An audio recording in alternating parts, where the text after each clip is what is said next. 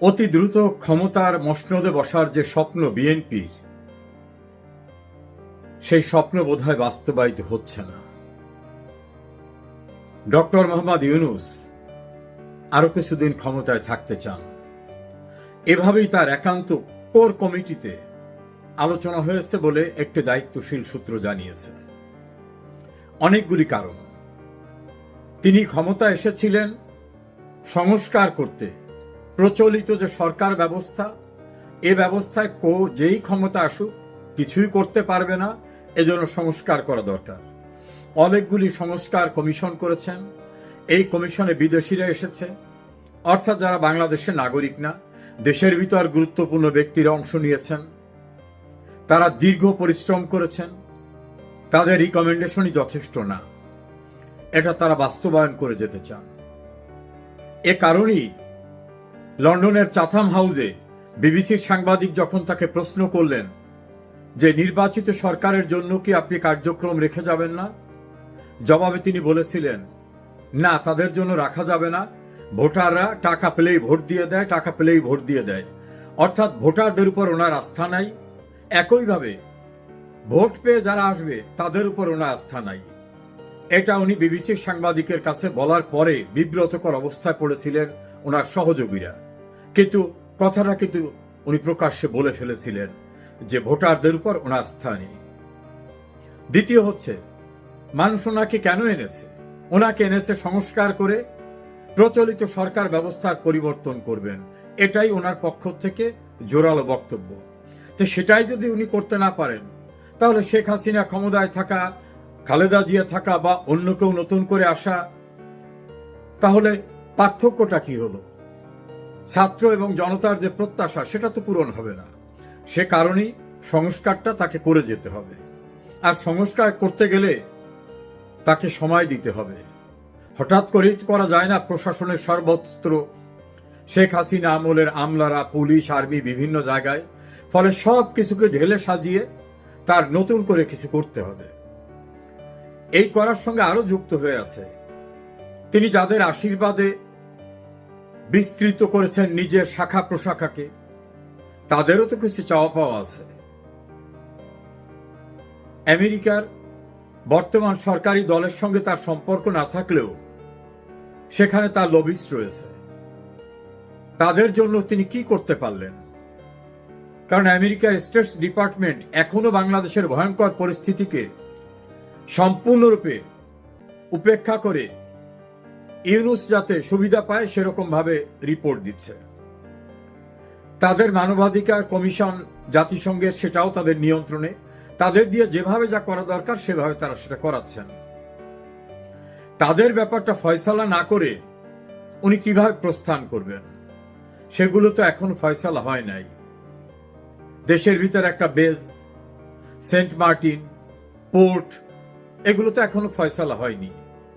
আরো আনডিসক্লোজড কিছু ফ্যাক্টস রয়ে গেছে, সে বিষয়টাও ঝুলে আছে। তড়িঘড়ি করে এটা শেষ করা যাচ্ছে না।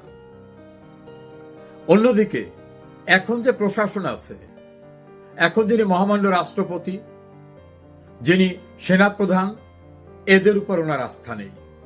সে কারণেই দায় ঠেকা গোছের ন্যূনতম সম্পর্ক রেখে উনি চলছেন। তাদের কিভাবে সরিয়ে দেওয়া যায়, এটা নিয়েও নাকি তার ঘনিষ্ঠ পরিবেশে আলাপ আলোচনা হয়েছে। কারণ এই রাষ্ট্রপতি সব অধ্যাদেশে স্বাক্ষর নাও করতে পারে।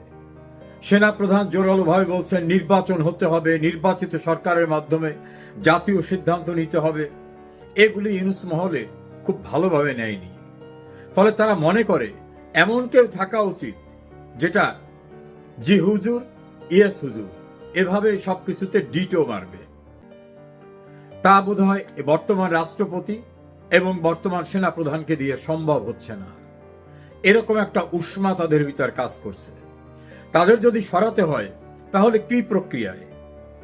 তাদের বারবার যদি অপমান করা হয়, যেমন রাষ্ট্রপতিকে একেবারে উপেক্ষা করা হয়, সেনাপ্রধানকে যদি গুরুত্বপূর্ণ বিষয়ে শেয়ার করা না হয়, তাহলে একটা সময় এরা নিজেরাও চলে যেতে পারে। আর চলে যেতে না চাইলে বিকল্প কি পথ আছে, সে পথগুলো খোঁজার জন্য তার থিঙ্ক ট্যাঙ্করা কাজ করছেন দেশে এবং দেশের বাইরে। বিএনপিকে বোঝানো হচ্ছে তোমাদের যারা প্রধান রাজনৈতিক শত্রু তাদের তো ছাড় দিচ্ছি না, সেই গোপালগঞ্জ পর্যন্ত অ্যাকশন নিয়েছি। 15 আগস্ট 32 নম্বরে আশপাশে কেউ যাতে আসতে না পারে কঠোর ব্যবস্থা নিচ্ছি। বেগম খালেদা জিয়াকে জন্মদিনের শুভেচ্ছা পাঠাচ্ছি ফুল দিয়ে, অথচ 32 নম্বরে কাউকে ঢুকতে দেওয়া হচ্ছে না, কেউ যেতে চাইলে তাদের কঠোর ব্যবস্থা নেওয়া হচ্ছে। তোমার রাজনৈতিক প্রতিপক্ষকে তো আমরা বিনাশ করে দিচ্ছি, তো একটু ধৈর্য তোমরা ধরবে না কেন? তাছাড়া যদি তারেক রহমান বেশি বাড়াবাড়ি করে তাহলে অ্যাপিলেট ডিভিশনে পেন্ডিং হাইকোর্টের রায়ের বিরুদ্ধে যে অ্যাপিল রয়েছে সে অ্যাপিলের ফলাফলটাও ভিন্ন রকম হয়ে যেতে পারে। এছাড়া আরো কিছু মামলায় তারেক রহমান, তার স্ত্রী, তার মা মুক্তি পেয়েছেন।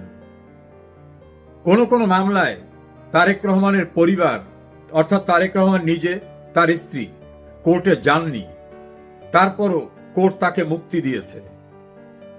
এই বিষয়গুলো জুরিসপ্রুডেন্সের দিক থেকে যথার্থ হয়নি, এটা ইউনূসের আইন উপদেষ্টার যে তথ্যপাত্র সেটাকে ভালোভাবে ইউনূস সঙ্গে নিয়েছেন।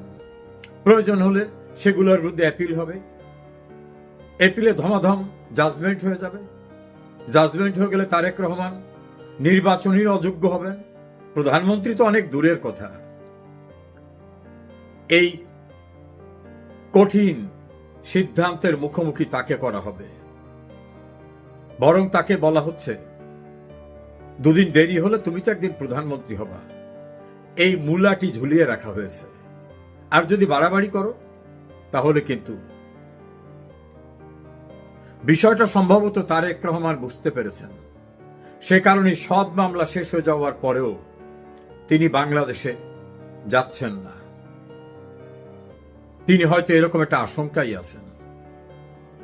না হলে অতীতে বিএনপির পক্ষ থেকে বলা হতো মামলা আছে, কিভাবে তিনি আসবেন। এখন তো কোনো মামলা নাই, তিনি এখন মুক্ত মানুষ, তাহলে তিনি কেন ফিরছেন না?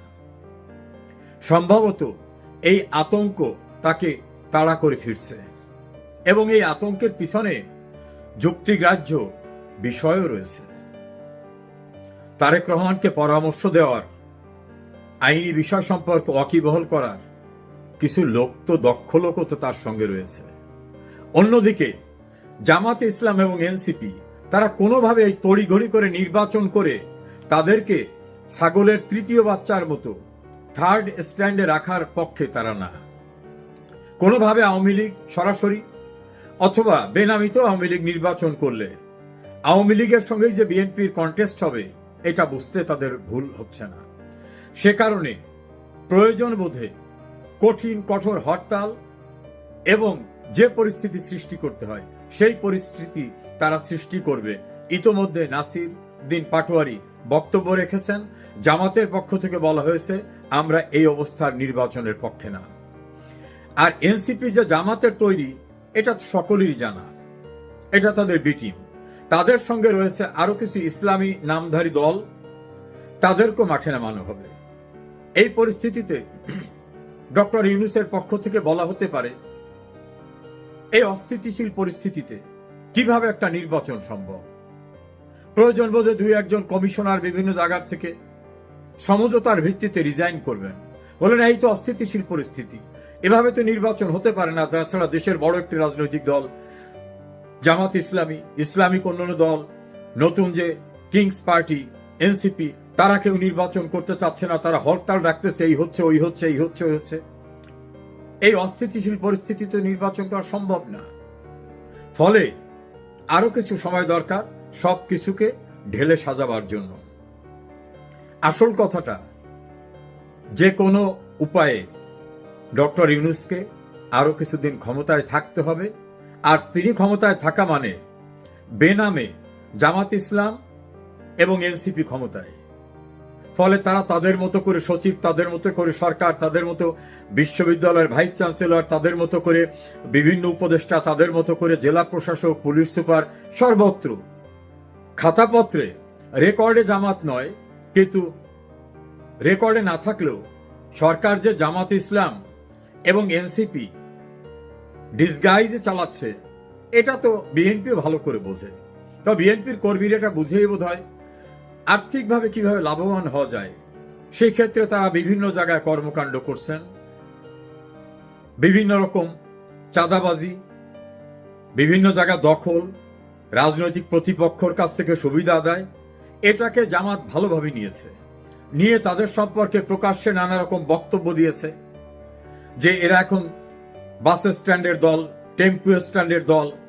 আবার বিএনপির যে তাদের সম্ভাব্য প্রধানমন্ত্রী প্রার্থী, তার নামের সঙ্গে একটা ফিমেল অর্গানের নাম যুক্ত করে জঘন্য ভাষায় স্লোগান দেওয়া,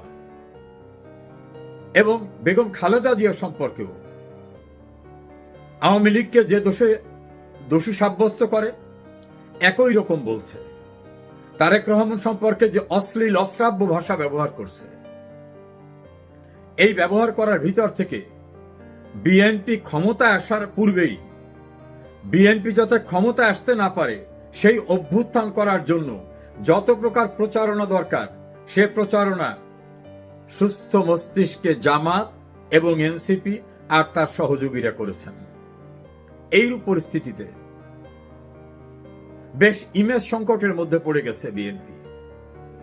সুকৌশলে জামাত তার বি টিম এনসিপিকে নিয়ে এই কাজটি করছেন।